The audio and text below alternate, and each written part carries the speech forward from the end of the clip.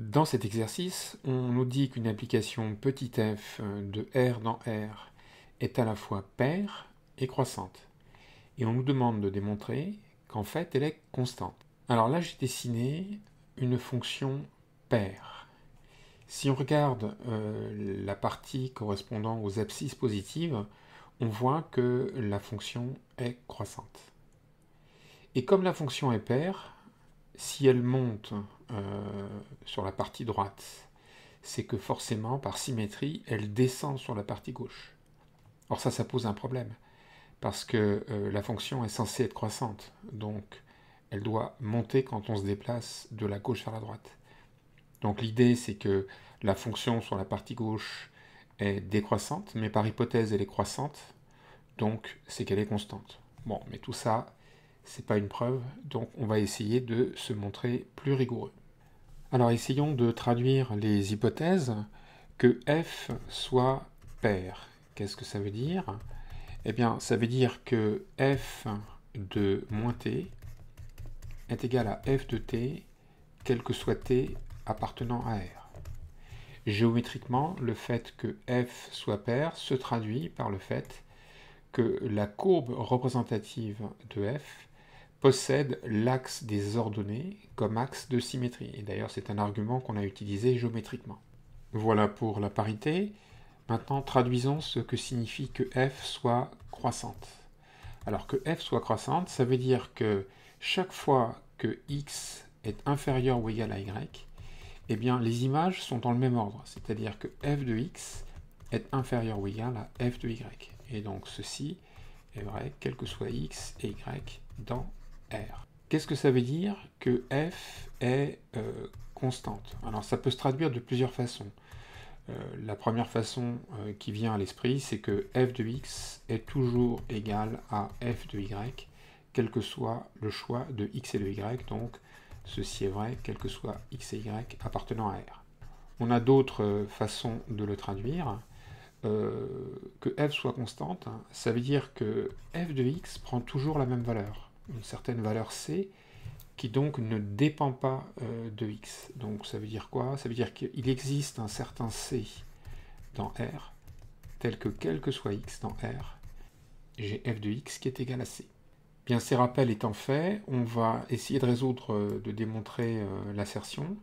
Alors, on voit que l'origine a un certain rôle dans notre raisonnement géométrique. On voit que 0 avait un rôle parce qu'on avait dit que la fonction à droite de 0 était croissante, donc que la courbe montait de la gauche vers la droite. Donc je vais me donner un x appartenant à R+, à droite de 0, donc, je vais traduire. Ça veut dire que x est supérieur ou égal à 0, ou encore que 0 est inférieur ou égal à x. Et puis, je vais utiliser que f est croissante. Donc, ça veut dire que quand je prends les images, eh bien, elles sont dans le même ordre. Ça veut dire que f de 0 est inférieur ou égal à f de x, car f est croissante. Et bien sûr, on va utiliser la parité de f, c'est-à-dire que ça, c'est égal à f de moins x, car f est paire.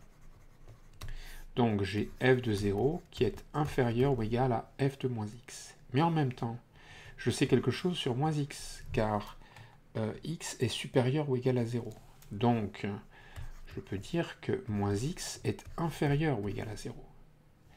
Et si, à nouveau, j'applique la propriété que f est croissante, j'en déduis donc que f de moins x est inférieur ou égal à f de 0. Ça, c'est parce que f est croissante. Maintenant, fixons notre attention sur ce qui est écrit ici et sur ce qui est écrit ici. Donc on voit que f de 0 eh bien, est encadré par quoi?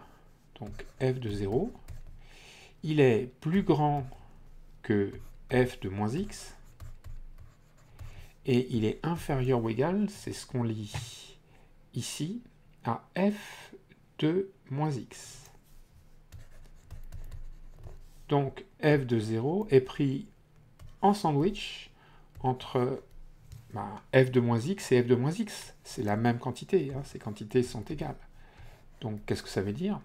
Ça veut dire qu'il n'y a pas le choix. Celui qui est au milieu, f de 0, eh bien, il vaut f de moins x. Et donc, comme f de moins x est égal à f de x, on a f de 0 qui est égal à f de x.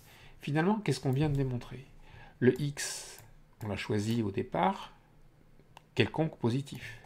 Donc on vient de démontrer que quel que soit x appartenant à R+, on a f de x qui est égal à f de 0. C'est ce qui est écrit ici.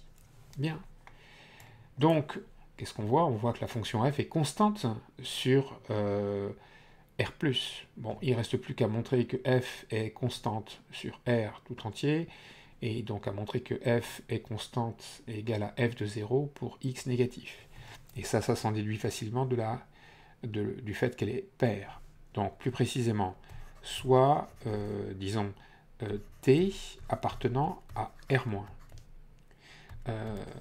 On a donc f de t qui est égal à f de moins t, parce que f est paire. Mais moins t, comme t est négatif, est positif.